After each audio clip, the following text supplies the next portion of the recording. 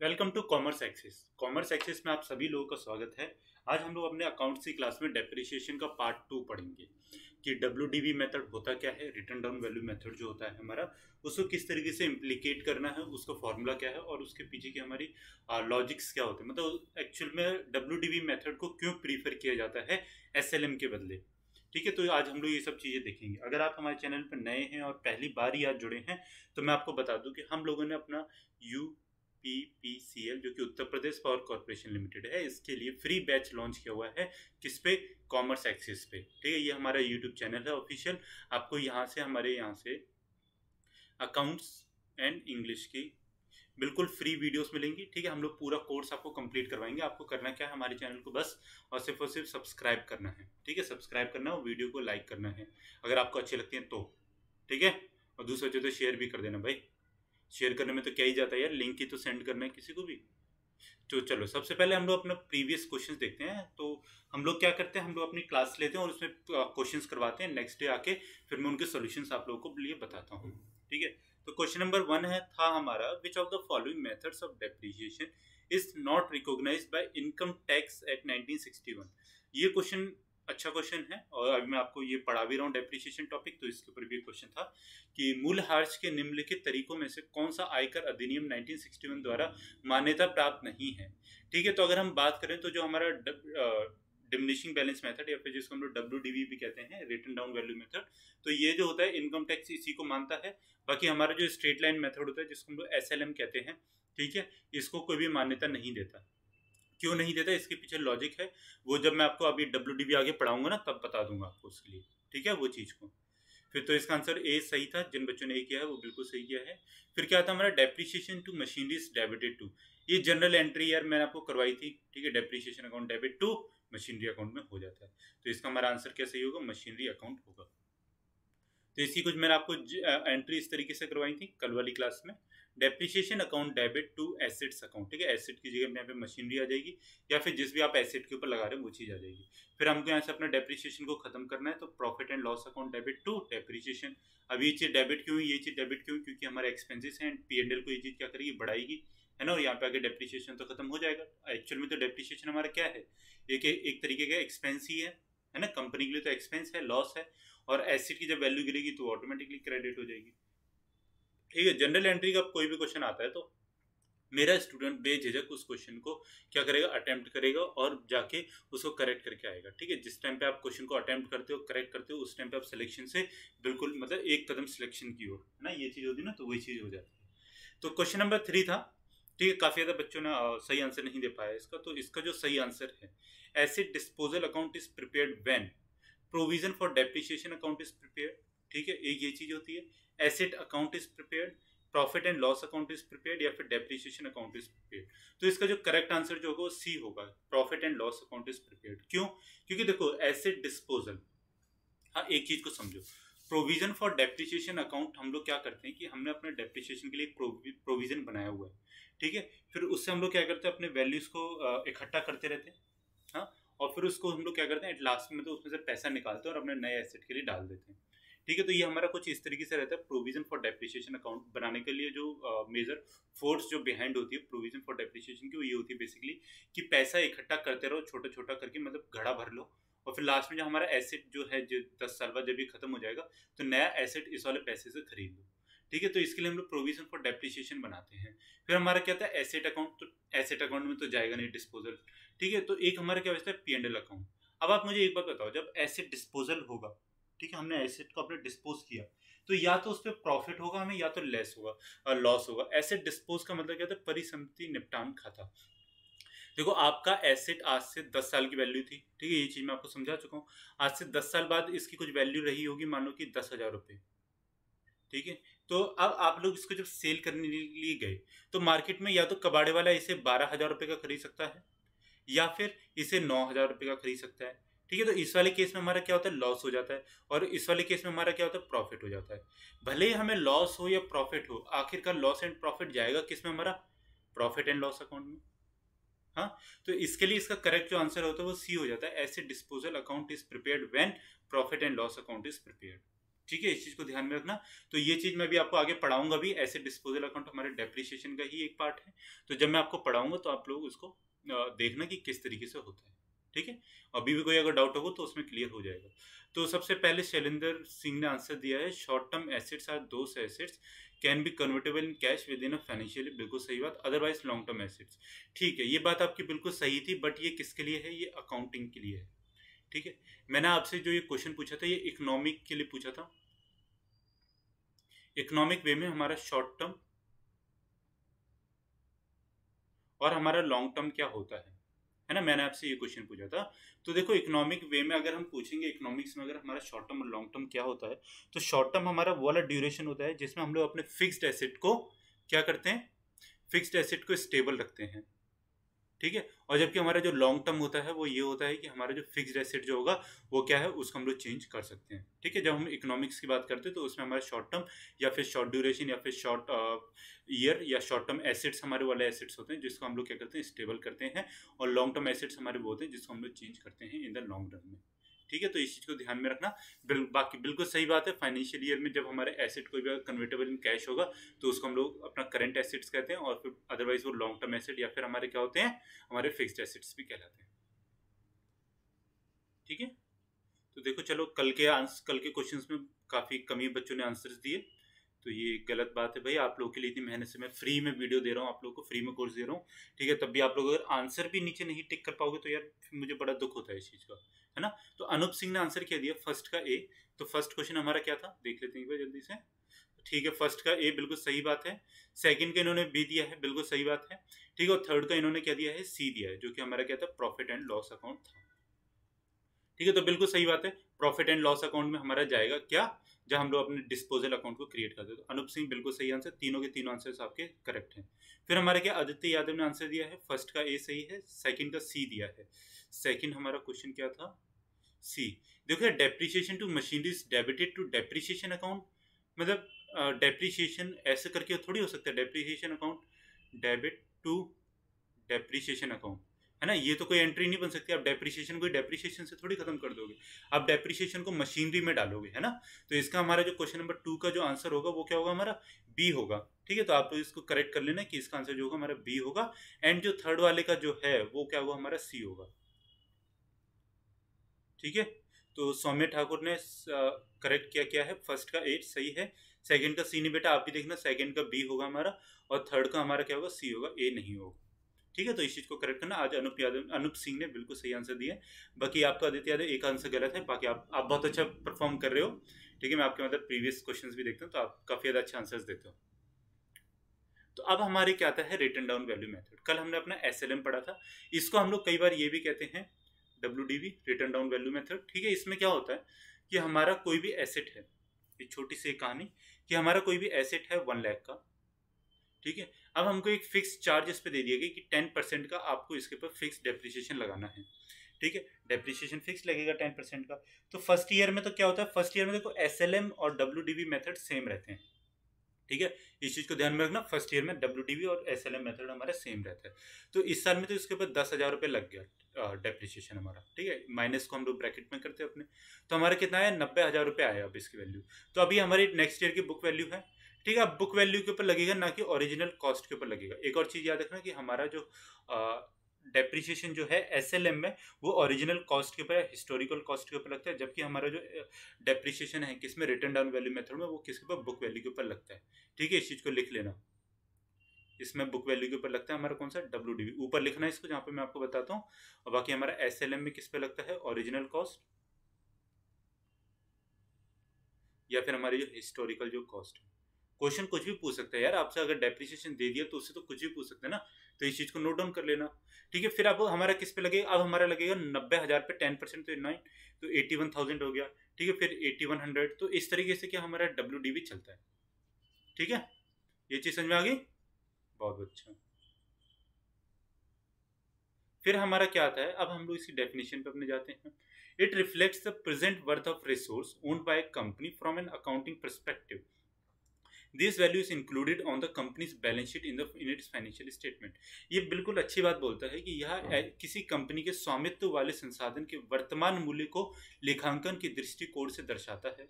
बिल्कुल सही बात, मतलब जो आपकी जो करंट जो वैल्यू, प्रेजेंट जो वैल्यू, मतलब पास्ट में नहीं दिएगा, ये आपका बिल्कुल प्रेजेंट में, प्रेजेंट जो हमारा करंट ईयर या फाइनेंशियल ईयर चल रहा है, ये उसकी वैल्यूज को हमारे शो करेगा। तो इससे क्या होता है, एक ट्रू वैल्यू शो होती है अकाउंटिंग हमारे उसकी, हमारी अकाउंटिंग वैल्यूज जो होती है वो ट्रू शो होती हैं। ठीक है, हमारी इससे फाइनेंशियल जो स्टेटमेंट होती है वो भी एक अच्छा व्यू देगी, वो एक करेक्ट व्यू दे देगी, है ना, तभी, ताकि कहीं ऐसा ना हो कि जब भी हमारा कुछ भी ऐसा हो कि मतलब हमारी जो अकाउंटिंग जो वैल्यूज हैं वो प्रीवियस ईयर के ऊपर बेस्ड हैं, ऐसा नहीं होगा। क्योंकि आप लोग क्या कर रहे हो, आप तो अपनी प्रेजेंट वैल्यू के ऊपर या बुक वैल्यू के ऊपर क्या कर रहे हो, अपनी डेप्रिसिएशन को लगा रहे हो। ठीक है, ये चीज समझ में आती है। फिर यह मूल्य कंपनी के बैलेंस शीट पर अपने वित्तीय व्यक्तित्व को में शामिल है। तो ठीक है, ये हमारी क्या होती है, रिटर्न डाउन वैल्यू की कुछ डेफिनेशन होती है। The present worth of a previously purchased asset is represented through it's return down value method. पहले खरीदी गई संपत्ति जो कि हमारी ओरिजिनल कॉस्ट या फिर पास्ट कॉस्ट थी उसकी, का वर्तमान मूल्य उसके लिखित मूल्य के माध्यम से दर्शाया जाता है। ठीक है, आपकी ओरिजिनल वैल्यू को दर्शाया जाता है कैसे, जब हम लोग अपने उसमें रिटर्न डाउन वैल्यू मेथड के ऊपर डेप्रिसिएशन लगाते हैं। तो देखो, क्वेश्चन आपसे प्रीवियस ईयर में पूछा गया था कि हमारा एसएलएम का फॉर्मूला क्या है। तो इस साल हमारा डब्ल्यूडीवी का फॉर्मूला पूछ सकता है, पूछने को तो कुछ भी पूछ सकता है ना।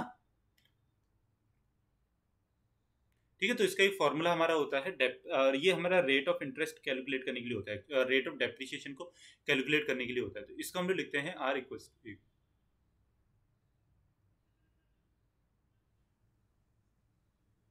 तो देखो इसको कुछ इस तरीके से लिखेंगे, R equals to 1 minus n, यहाँ पे हमारा एस हो जाएगा, यहाँ पे सी हो जाएगा, इंटू 100। ठीक है, 100 बाहर है। अब इसमें सर आर क्या है, एन क्या है, एस क्या है, सी क्या है। तो देखो आर तो है क्या हमारा, सबसे पहले तो हो गया रेट ऑफ डेप्रिसिएशन। ठीक है, ये हमारा आर हो गया। एन क्या है, अब नीचे ब्लू वाला ले लेते हैं। अब हमारा एन क्या है, नंबर ऑफ ईयर्स। ठीक है, या फिर इसको हम लोग कह सकते हैं useful life of an asset. जब अकाउंट्स के स्टूडेंट हो तो एन तो आपको समझ में आता ही होगा यार, एन हमेशा नंबर ऑफ अकाउंटिंग ईयर या फिर नंबर ऑफ ईयर को लिया जाता है। ठीक है, फिर हमारे आती है एस। एस क्या होती है हमारी, स्क्रैप वैल्यू, या फिर इसको हम लोग रीशेड्यूल वैल्यू भी लिखते हैं कई बार। और सी क्या होता है हमारा, कॉस्ट ऑफ एन एसेट। ठीक है, तो इस तरीके से हमारा ये वाला फॉर्मूला लगता है। तो इसके लिए इसकी बेसिस हम लोग क्या अपना रेट ऑफ डेप्रिसिएशन जो है उस पर्टिकुलर ईयर के लिए या फिर उस पर्टिकुलर एसेट के लिए, उस चीज को हम लोग कैलकुलेट कर सकते हैं। ठीक है, तो इस चीज को ध्यान में रखना। ये क्वेश्चन कोई मतलब फॉर्मूला कोई बहुत हार्ड नहीं यार, इतना इजी सा फॉर्मूला है। अब आपको एसएलएम और डब्ल्यूडीवी दोनों के फॉर्मूले मिल गए हैं। कोई भी क्वेश्चन आ जाए अकाउंट उसमें पेपर में, कोई भी क्वेश्चन आ जाए, आप लोग उसको आराम से कर दोगे। ठीक है, तो मैंने आप लोगों के लिए क्वेश्चन बनाया हुआ है। ये क्वेश्चन अब आपके लिए होमवर्क है। ठीक है, खुद से करना है। और मैं चाहूंगा कि आप लोग ज़्यादा से ज़्यादा इसको आंसर दें इस वाले क्वेश्चन को, ताकि मेरे को भी अच्छा लगे और मेरे को लगे हाँ जो मैंने चीज़ पढ़ाई हो मेरे बच्चों को समझ में आ रही है। अब मशीन वॉज परचेज फॉर 10,000 है। ठीक है, एक मशीन को कितने में खरीदा गया, 10,000 रुपये में खरीदा गया था। It is estimated that after it's useful life of 5 years. ठीक है, तो उसके साल कितने दे दिए गए, यहाँ अनुमान लगाया गया है कि उसके 5 साल के उपयोगी जीवन के बाद स्क्रैप की राशि 2,000 हो जाएगी। Life of 5 years the scrap amount will be 2,000 only. Find the depreciation rate with the help of the WDV method. ठीक है, डब्ल्यूडीवी पद्धति की सहायता से मूल हार्ष दर ज्ञात कीजिए। ठीक है, तो आपको डब्ल्यूडीवी जो मैंने अभी फॉर्मूला ऊपर बताया है, आर इक्वल्स टू 1 माइनस, यहाँ पे हमारा एन हो जाएगा, यहाँ पे ऊपर एस और नीचे सी इंटू 100। ठीक है, तो इस वाले मेथड के बेसिस पे ही आपको क्या करना है, इसको डेप्रिसिएशन रेट को निकालना है। तो जो हमारा आर होता है, तो मुझे आप लोग ये निकाल के बताओगे। ठीक है, नीचे कमेंट में करना। और जो बच्चा नहीं करेगा वो बच्चा मेरे हाथों से बहुत ज़्यादा मार खाएगा। ठीक है, मार खाना अच्छा लगता है किसी को, नहीं ना। ठीक है, तो जल्दी जल्दी से कमेंट कर देना। अब ये क्वेश्चन मैं आपको खुद से करवाऊंगा। ठीक है, क्या कहता है, A limited had bought a machinery for 2 lakh at the rate of depreciation is 10%। इसमें तो दे दिया है। With WDV method calculate the depreciation for 5th year. अब देखो, अगर आपसे क्वेश्चन आता है किसमें, हमारे इसमें यूपीपीसीएल में, अगर न्यूमेरिकल आता है किससे, डेप्रिसिएशन से। ठीक है। तो हमारे जो डेप्रिसिएशन जो होता है ना, इससे यही न्यूमेरिकल बनते हैं, बाकी और कोई न्यूमेरिकल ढंग का बनता नहीं है कि आपसे या तो ये न्यूमेरिकल निकालने के लिए बोल देगा, ठीक है, रेट ऑफ डेप्रिसिएशन निकाल दो, या फिर 5th ईयर का निकालने के लिए बोल देगा, क्योंकि आपसे वहाँ पे लेजर या जनरल एंट्री करवा सकता है। जनरल एंट्री मैंने आपको बता दी है, ठीक है, लेकिन आपसे लेजर क्रिएट नहीं करवाएगा कभी भी उस टाइम पे। या ये पूछ सकते हैं कि लेजर के किस साइड में जाएगा, डेबिट साइड में या फिर क्रेडिट साइड में, तो वो आप लोग कर दोगे अपने टू और बाय वाले मेथड से जो मैंने आपको सिखाया था, ठीक है। जो बच्चा आज की वीडियो में पहली बार ही आ गया ना बैठ के कि हाँ भाई आज समझ लूंगा, तो बेटा आपको प्रीवियस वाली वीडियो देखनी चाहिए, क्योंकि उसमें बहुत कुछ ऐसी चीजें हैं जो हमने करवाई हुई हैं और वो आज आपको इस वाली क्लास से डायरेक्ट समझ में नहीं आएंगी। तो सबसे पहले हम जब भी अपना क्वेश्चन उठाएंगे तो उसमें क्या क्या चीजें देखनी होती है। देखो क्वेश्चन करने का तरीका देखो, 5 सेकंड का क्वेश्चन, मतलब 10 सेकंड में आपको कैसे करना है। मशीनरी की कॉस्ट निकाल लेनी है, 2 लाख, डेप्रिसिएशन रेट, और क्या है हमारा WDV मेथड है, और कितने साल के लिए चाहिए, 5 साल के लिए चाहिए, ठीक है। तो मशीनरी की सबसे पहले कॉस्ट, या तो इसमें ये 2 लाख दे देता, या फिर ऐसे भी कह देता कि इंस्टॉलेशन का चार्जेस ये है, ठीक है, कैरेज इन्वर्ट का चार्जेस ये है, और फिर उस पर पेंट और इसका चार्जेस ये है, तो अलग अलग करके देता। तब आपको क्या करना होता, उस पर एडिशन करना होता, ठीक है। रेट ऑफ डेप्रिसिएशन क्या है, 10%, और हमारा क्या है ईयर, मतलब एन क्या है हमारा 5 ईयर, ठीक है। रेट ऑफ डेप्रिसिएशन दे दिया। तो अब आप लोग कैसे करोगे, फर्स्ट ईयर के लिए 2 लाख के ऊपर कितना डेप्रिसिएशन हमारा लग जाएगा, 10% के हिसाब से 20,000 रुपये हो गए, ठीक है। कितना हो गया, 180, ठीक है। 180 के ऊपर कितना हुआ हमारा, 18,000 रुपये। 18,000 से जब हमने इसको माइनस किया तो कितना आया, करो यहाँ पे 7, 162, ठीक है, 162 आया। फिर हमारा 162 के हिसाब से जब हम इसको माइनस करेंगे, 162 के ऊपर 10% first year, second year, third year, तो इसमें हमारा कितना है 16,200, ठीक है। तो 16,200 के लिए हमारा कितना है इसमें, अब देखो 200 यहाँ से गया तो 800 यहाँ पे बचा, ठीक है। यहाँ पे कितना बचा 11, 11 में 11 5, और यहाँ पे 1 5 4, तो 145 बचा, ठीक है। फोर्थ ईयर के लिए हमारा कितना बचा 1,45,800, और जब हम इसके ऊपर लगाएंगे तो हमारा कितना बचेगा 14,580 रुपये, ठीक है। तो 14,580 रुपये, यहाँ पे कितना बचा 2, 2 3 7 2, फिर से 2 आ गया यहाँ पे, ठीक है। और फिर यहाँ से कितना बचा हमारा, 14,580, ठीक है। तो यहाँ पे बचा हमारा 1, ठीक है, ये 14 था, यहाँ पे हमारा 3, तो ये कितना बचा हमारा 1,31,220, ठीक है। 4 साल के लिए होगी। अब हमारा लास्ट जो हमसे पूछा गया था 5th ईयर के बाद में उसकी वैल्यू कितनी होगी, तो फिर से 10% का 31,222 रुपये, ठीक है। तो इसके बाद से हमारी जो वैल्यू निकल के आती है वो होती है हमारी 1,18,098 रुपीज़। तो हमसे पूछा क्या गया था, बुक वैल्यू पूछी गई थी, क्या पूछा गया था, calculate the depreciation for 5th year, ठीक है। तो 5th ईयर का हमसे डेप्रिसिएशन पूछा गया था, जो कि हमारा कितना आएगा, जो कि हमारा आएगा 13,122 रुपये, ठीक है। फर्स्ट ईयर का ये था, सेकंड ईयर का ये था, थर्ड ईयर का था, फोर्थ ईयर का ये था, 5th ईयर का ये था, ठीक है। 13,122 रुपये। अगर हमसे बुक वैल्यू पूछी जाती तो हम लोग ये निकाल के देते। समझ में आया, ये न्यूमेरिकल पूछेगा, आपसे 10 या 15 सेकंड लगेंगे मैक्स टू मैक्सिमम इस क्वेश्चन को कैलकुलेट करने के लिए, ठीक है। अभी तो यहाँ पे 10% है, कुछ बड़ी टर्म भी दे सकता है, जैसे 15-20% भी दे सकता है, ठीक है। 15% अगर देगा तो आप लोग को थोड़ी सी ज़्यादा दिक्कत होगी, वैसे ज़्यादा दिक्कत होगी नहीं, क्योंकि अगर आपने कभी मैथ्स मतलब परसेंटेज वगैरह पढ़ा हो कॉम्पिटेटिव एग्जाम्स के लिए, तो आप लोग कैसे निकालोगे 20 का 15, मतलब 20,000 है तो इसका 15% कैसे निकालते हैं, तो इसका 15% से 15 से इंटू करके नहीं ऐसे निकालते, कैसे, पहले 10% निकालते तो वो हमारा 20,000 रुपये है, ठीक है। और फिर उसके अंदर 5% निकालते, 5 इसका ठीक आधा जाता, तो हमारा 10,000 रुपये, तो 30,000 रुपये इसके ऊपर क्या रहता है, डेप्रिसिएशन लग जाता, ठीक है। फिर इस तरीके से यहाँ पे 18,000 रुपये के ऊपर कितना, 18 + 9 27 ये हो जाता, ठीक है। 16,200 पे फिर कितना करते हैं हम लोग यहाँ पे 8,100 इसमें ऐड कर देते, ठीक है। तो इस तरीके से हम लोग आगे निकालते जाते। क्वेश्चन में आपको कोई डाउट नहीं है, अगर डाउट है तो नीचे कमेंट करके जरूर पूछना। अब हम लोग आते हैं अपने एसेट डिस्पोजल अकाउंट। तो WDV में देखो यार इतना ही होता है, WDV में और कुछ होता नहीं ज़्यादा इसमें, और जनरल एंट्रीज हो जाएंगी। वो हमारी कैसी होती है, वो हमारी नॉर्मली जो हमने अपने SLA में जो जनरल एंट्रीज की थी उसी के जैसी ही होती हैं, इसमें जनरल एंट्रीज में कुछ भी फर्क नहीं पड़ता, ठीक है। या फिर आपसे मशीनरी अकाउंट प्रिपेयर करने के लिए बोल देगा। अगर मशीनरी अकाउंट प्रिपेयर करने के लिए बोलेगा तो प्रीवियस वाली क्लास में जैसे हमने अपने पढ़ा था उस तरीके से आप लोग क्या करोगे, इसमें मशीनरी अकाउंट को प्रिपेयर कर दोगे, ठीक है। और अगर फिर भी समझ में नहीं आता, कोई क्वेश्चन प्रैक्टिस कर रहे हो उसमें कोई भी दिक्कत आती है, तो वो नीचे नीचे कमेंट कर देना क्वेश्चन को, तो और मेरे तक मतलब पहुंचा दो। और टेलीग्राम को देखो लिंक पड़ा हुआ है, आप लोग टेलीग्राम ग्रुप को ज्वाइन करो, और उसमें अगर आपको कोई भी डाउट होता है, कुछ भी होता है किसी भी चीज़ से रिलेटेड, तो वो आप लोग हमसे डायरेक्टली पूछ सकते हो, ठीक है, इंग्लिश और अकाउंट से।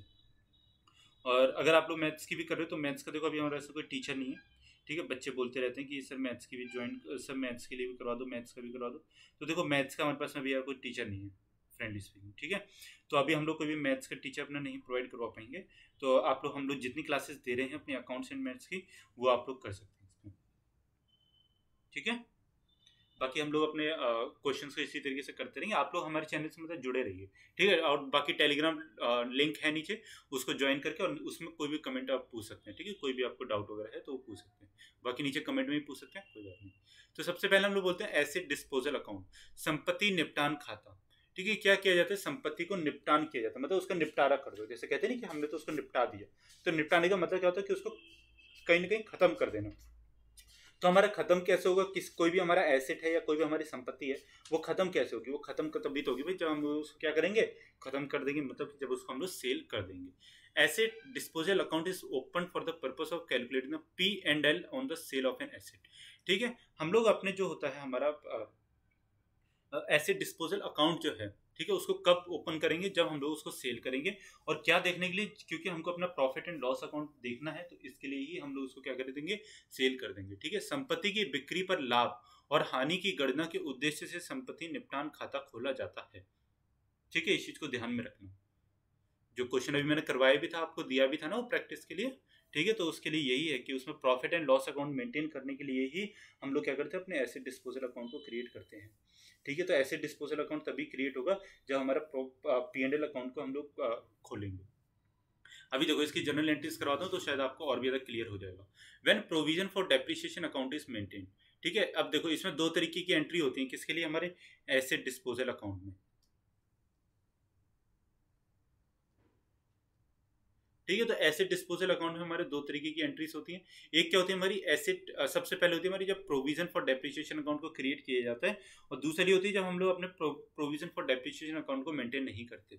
दोनों में बस एक ही एंट्री का फर्क होता है, जो कि हमारी सेकंड वाली होती है, बाकी और कुछ फर्क नहीं होता, ठीक है। लेकिन मैं दोनों आपको अलग अलग करके दिखा दूंगा ताकि आप लोग को कोई डाउट नहीं रहे। तो 2 टाइप्स ऑफ एंट्रीज होती हैं, ठीक है। तो सबसे पहले हम लोग जो अपनी एंट्री जो करने वाले हैं वो होती है हमारी when provision for depreciation account is maintain. तो सबसे पहले देखो asset account, asset disposal account debit to asset account, ठीक है। तो सबसे पहले हम लोग अपने एसेट डिस्पोजल अकाउंट का एसेट अकाउंट में लिखेंगे। फिर क्या आता है, जब हम लोग अपना प्रोविजन फॉर डेप्रिसिएशन अकाउंट करते हैं, ठीक है, प्रोविजन फॉर डेप्रिसिएशन अकाउंट करेंगे तो जितना भी हमारा पैसा हुआ होगा किसका, एसेट डिस्पोजल का, उसको हम लोग यहाँ पे ट्रांसफर कर देंगे, ठीक है। तो जितना भी हमारा अमाउंट होगा उसके यहाँ पे ट्रांसफर कर दिया। फिर वो हमारे चाहे प्रॉफिट हुआ चाहे लॉस हुआ उसको अभी नहीं देखेंगे। अब हमारी नेक्स्ट जो एंट्री आती है वो क्या होती है, वो हमारी आती है कि हमने उसको कितने में सेल कर दिया, ठीक है। तो हमारी सेल कितना भी हो, कैश जब बढ़ेगा तो वो तो हमेशा डेबिट ही होगा, ठीक है। मानो कि हमको लॉस में बेचे प्रॉफिट में बेचे, उससे कोई फर्क नहीं पड़ता। ये वाली एंट्री जो है वो क्या रहेगी, वो सेम ही रहेगी सबके लिए, ठीक है। तो cash account debit to asset disposal account. अब हम लोग क्या करेंगे, अपने एसेट डिस्पोजल अकाउंट को खत्म कर देंगे, ठीक है। एसेट डिस्पोजल अकाउंट देखो स्टार्ट कैसे हुआ था हमारा, एसेट के साथ में स्टार्ट हुआ, फिर हमने उसको प्रोविजन फॉर डेप्रिसिएशन में डाला, और फिर उसके बाद हमने निकाल के उसको कैश में डाला। अब हम लोग लास्ट में उसको एट लास्ट में जाके खत्म करेंगे। हमारा खत्म कैसे होगा, एसेट डिस्पोजल अकाउंट वो खत्म होगा हमारा P&L अकाउंट से, ठीक है। जो बात मैं आपको बता रहा था, क्या जब हमको अगर क्या हो गया, प्रॉफिट हो गया, ठीक है। तो प्रॉफिट होगा तो ये तो भैया क्रेडिट ही होगा हमारा, है ना। जब हमको लॉस हो जाता है तो हमारा डेबिट होता है P&L अकाउंट, जब हमको प्रॉफिट होता है तो क्रेडिट हो जाता है, ठीक है। तो ये हमारा केस कौन सा है, प्रॉफिट का, ठीक है। और ये वाला केस कौन सा हमारा, लॉस का, ठीक है। इसको लिख लेना। तो asset disposal account debit to profit and loss account, जबकि हमारा क्या हो गया है, हमको प्रॉफिट हुआ है, मतलब कि हमारी जो वैल्यू थी प्लस में चली गई। कैसे, जो कि मैं आपको बता ही रहा था कि आपने एसेट को सेल किया है, ठीक है। या तो आपका 10,000 का जो एसेट जो है वो 15,000 में बिक जाएगा, या फिर वो 5,000 में बिक जाएगा, ठीक है। जब वो 15,000 में बिकेगा तो हम लोग ये एंट्री कर देंगे, क्योंकि आपको तो यहाँ पे 5,000 का गेन है ना, यहाँ पे तो प्लस है, और यहाँ पे क्या है, आपको 5,000 का मतलब लॉस है एक्चुअल का। और जब हमको लॉस हो जाएगा तो हम लोग क्या कर देंगे, P&L account debit to asset disposal account, जिसमें हमारी क्या है, वैल्यू नेगेटिव गई है और लॉस है, इसलिए हमने अपने क्या किया, P&L अकाउंट को डेबिट किया है। और इसी के साथ में हमारा जो एसेट जो डिस्पोजल अकाउंट था वो क्या हो जाएगा, वो यहीं पे आके खत्म हो जाता है, ठीक है। तो अब जो हमने क्वेश्चन जो अपना दिया था आपको प्रैक्टिस के लिए, अब आपको उसमें कोई भी डाउट नहीं होगा, ठीक है। एसेट डिस्पोजल अकाउंट हमेशा P&L अकाउंट के साथ में ही खत्म हो जाता है। फिर अब हमारी आती है जब हम लोग अपने प्रोविजन फॉर डेप्रिसिएशन अकाउंट को मेंटेन नहीं करते हैं, ठीक है। तो जब हम लोग अपने प्रोविजन फॉर डेप्रिसिएशन अकाउंट को मेंटेन नहीं करते हैं, उस वाले केस में हमारी एंट्रीज क्या होती है, सेम टू सेम वही एंट्रीज होती है, बस हमारा जो ये वाला जो होता है ना, ये चीज चेंज हो जाती है। कैसे? Asset disposal account debit to asset account. सबसे पहले हमने अपने उसको एसेट अकाउंट में डाल दिया, और फिर उसके बाद में क्या था हमारा, depreciation account debit to asset disposal account, ठीक है। Depreciation account debit to asset disposal account, जो कि हमारे पहले यहाँ पे क्या था, प्रोविजन फॉर डेप्रिसिएशन, क्योंकि हमने अपना प्रोविजन बनाया था इसलिए उसको डाल दिया था उसमें। फिर हमारा क्या था, cash account debit to asset disposal account, ठीक है। कैश अकाउंट को अब हम लोग अपना क्या करेंगे, जब हमने उसको सेल किया है, ठीक है, तो यहाँ पे सेल की वैल्यू आ जाएगी, जितने में भी हमने उसको सेल कर दिया है वो वाली वैल्यू। फिर हमारा यहाँ पे क्या आ जाता है कि asset disposal account debit to P&L account, और ये हमारा कब होगा, जब हमको क्या हुआ है, प्रॉफिट हुआ है, गेन हुआ है। और ये वाला कब होगा, जब हमको क्या हुआ, लॉस हुआ, या फिर जब हमारे जो एसेट डिस्पोजल जो था वो, जब हमने एसेट अपने डिस्पोज किया तो वो क्या गया, हमारा लॉस में चला गया। एंट्री देखो दोनों की सेम ही है, बट आपको बस एक चीज बदलनी है, वो क्या, हमारा प्रोविजन फॉर डेप्रिसिएशन को हम लोग सिर्फ और सिर्फ अपना क्या कर देंगे, depreciation account debit to asset disposal account. ठीक है, समझ में आया? और आई थिंक आपको जो एसेट डिस्पोजल का जो कंसेप्ट था वो चीज़ भी क्लियर हुई होगी कि उसको हम लोग किस में डालते हैं, ठीक है। तो उसको लास्ट में जो खत्म किया जाता है वो हमारा P&L अकाउंट से खत्म किया जाता है। फिर भले ही हम लोग उसको प्रॉफिट में डालें या फिर उसको हम लोग किस में करते हैं, अपने लॉस में करते हैं, क्योंकि लॉस प्रॉफिट तो कुछ भी हो सकता है, वो सब तो हमारे स्क्रैपर के ऊपर है वैल्यू। ठीक है, अब हमारा क्वेश्चन नंबर 1 है, प्रैक्टिस के लिए है आपके क्वेश्चंस। अब मशीनरी कॉस्ट ₹5 लाख, न्यूमेरिकल है, न्यूमेरिकल आपको जरूर करना है, ठीक है, उसी तरीके से है जिस तरीके से मैंने आपको ऊपर करवाया था। अब machinery cost ₹5 lakh at the rate of depreciation is 20%। Find the book value of the machinery after 4 years। ठीक है, तो हमको 4 साल बाद हमारी बुक वैल्यू उसकी कितनी होगी, बुक वैल्यू पूछी हुई है, ठीक है, डेप्रिसिएशन नहीं बताना, बुक वैल्यू बतानी है। एक मशीनरी की कीमत 5 लाख रुपए है, मूल्यह्रास की दर 20 दर है, ठीक है, 20% है मूल्यह्रास की दर। 4 साल बाद मशीनरी का बुक वैल्यू ज्ञात कीजिए, तो बुक वैल्यू हमको निकाल लिया। अब आप मुझे, ठीक है चलो आप लोग कर दोगे, इसको WDV मेथड से करना है, ठीक है। आप लोग ना दोनों कर दो, WDV भी करो और SLM भी करो, ठीक है, और फिर मुझे दोनों की वैल्यूज नीचे लिख के बता देना, ठीक है, और बाकी मैं कल आपको इसको सॉल्व करवा दूंगा। फिर हमारा क्या आता है, क्वेश्चन नंबर 2 आता है, concealment of shortage of by delaying the recording of cash receipts is known as. ठीक है, ये आपका ऑडिटिंग का क्वेश्चन है, मतलब वेरिफिकेशन एंड वाउचिंग का जो क्वेश्चन होता है उसका क्वेश्चन है। क्या कहता है, concealment of the shortage of delaying the recording of cash receipts is known as embezzlement, misappropriation, lapping और नन ऑफ दीज। नकद प्राप्तियों की रिकॉर्डिंग में देरी करके कमी को छिपाने को, ठीक है, डैश है के रूप में जाना जाता है, गबन, लैपिंग और इनमें से कोई नहीं। ठीक है, तो आपको ये बताना है हिंदी में, हिंदी इंग्लिश दोनों में, जिसमें भी आप लोग प्रीफर करते हैं उसमें आप लोग बताएंगे। तो हमारा क्वेश्चन नंबर 3 आता है, assets are those assets which have no value but represent only expenditure और लॉस। ठीक है, हमको ऐसे एसेट्स के नाम बताने हैं जिसकी कोई वैल्यू नहीं होती बट वो हमेशा एक्सपेंडिचर या फिर लॉस दिखाती है। तो हमारी वेस्टिंग एसेट्स हैं, फिक्टिशियस है, इंटेंजिबल है या फिर सर्कुलेटिंग है। संपत्ति वे संपत्तियां हैं जिनका कोई मूल्य नहीं है लेकिन केवल प्रतिनिधित्व करते हैं व्यय या हानि का। ठीक है, तो इसका हमको क्वेश्चन बताना है, इसका फिल इन द ब्लैंक्स है। संपत्ति बर्बाद करना, काल्पनिक संपत्ति, हाँ, अमूर्त संपत्ति या फिर परिसंचारी संपत्ति। ठीक है, तो ये 3 ऑप्शन में से आपको जो भी कोई अच्छा लगे या जो भी कोई आपको सही लगता है वो आप लोग चूज कर सकते हैं। तो आज की क्लास को हम लोग यहीं पे अपने खत्म करते हैं, कल अपनी नेक्स्ट क्लास के साथ में नेक्स्ट नई कल हम लोग क्या स्टार्ट करेंगे, अपना रेक्टिफिकेशन ऑफ एरर को स्टार्ट करेंगे, ठीक है, जो कि इंपॉर्टेंट और अच्छा टॉपिक है। तो कल की क्लास में हम लोग रेक्टिफिकेशन ऑफ एरर को खत्म कर देंगे लगभग पूरा, ठीक है। तो बाकी आप हमारे चैनल पर नए हैं तो हमारे चैनल को सब्सक्राइब कर सकते हैं, वीडियोस को लाइक कर सकते हैं, दूसरे बच्चों तक शेयर कर सकते हैं, बता सकते हैं कॉमर्स एक्सेस आप लोगों के लिए कितना फ्री में एक बैच दे रहा है, ठीक है। आप लोगों को कहीं पे भी कोई भी एक भी अमाउंट, मतलब कि जो पैसा जो है हमारा, वो देने की जरूरत नहीं है, बिल्कुल फ्री में आप हमारे चैनल से पढ़ सकते हैं। बस आपको करना क्या है, हमारे चैनल को सब्सक्राइब करना है और अब आप लोग हमारे बेल आइकन पे भी क्लिक कर सकते हैं, ठीक है। जैसे ही मैं वीडियो डालूँ आप लोगों को मिल जाएगी। सॉरी यार, कल के लिए क्या हुआ कि मतलब कल वीडियो जो थी वो शाम को आई, तो उसके लिए मैं आप लोगों से माफ़ी मांगता हूँ, ठीक है। आप लोग हमें माफ़ कर देना, छोटी छोटी त्रुटियाँ तो होती रहती हैं लेकिन आपको कोर्स में कंप्लीट करवा दूंगा, उस चीज़ की आपको टेंशन नहीं लेना। आप लोग बस हमारी वीडियो को देखते रहो और देखो, सुनो, क्वेश्चंस को प्रैक्टिस करो यार, क्वेश्चन में जितने दे रहा हो एटलीस्ट वो क्वेश्चन तो प्रैक्टिस करो। बाहर से आपको जो भी कोई कोर्स बैच में या आप लोग कहीं पे भी टेस्ट सीरीज वगैरह खरीद रहे हो वो खरीदो, कोई बात नहीं। आप लोग को जैसा अच्छा लगता है आप लोग कर सकते हैं, ठीक है। मैं कोई भी फोर्स नहीं करूँगा कि सिर्फ और सिर्फ यहाँ से देखो, आप लोग कहीं से भी देख सकते हो, ठीक है। वो आप लोगों के ऊपर है, बट आप लोग हमारी वीडियोज़ को भी देख सकते हो, ठीक है। और आप लोग प्रैक्टिस क्वेश्चन की करते रहो, क्योंकि जब तक क्वेश्चन प्रैक्टिस की नहीं करोगे ना तब तक आपको समझ में नहीं आएंगी चीज़ें कि क्वेश्चन कैसा आ सकता है। या फिर मेरी अगर आपने क्वेश्चन प्रैक्टिस किया तो आपको समझ में आया कि हाँ मैंने ये चीज़ पढ़ ली, और जब आपको एक क्वेश्चन नहीं आया उस वाले टॉपिक का तो आपको समझ में आ जाएगा कि हाँ भाई मेरे को ये वाला टॉपिक नहीं आ रहा, फिर आप उस वाले टॉपिक को दोबारा से पढ़ सकते हैं, ठीक है। नीचे कमेंट में ही पूछ सकते हैं कि सर ये वाला टॉपिक कैसे होगा, इस वाले टॉपिक में ये चीज़ समझ में नहीं है, ठीक है। तो कल मिलते हैं अपनी नेक्स्ट वीडियो के साथ में। बाकी thank you so much for watching this video. इस वीडियो को देखने के लिए बहुत बहुत धन्यवाद आप सभी लोगों का।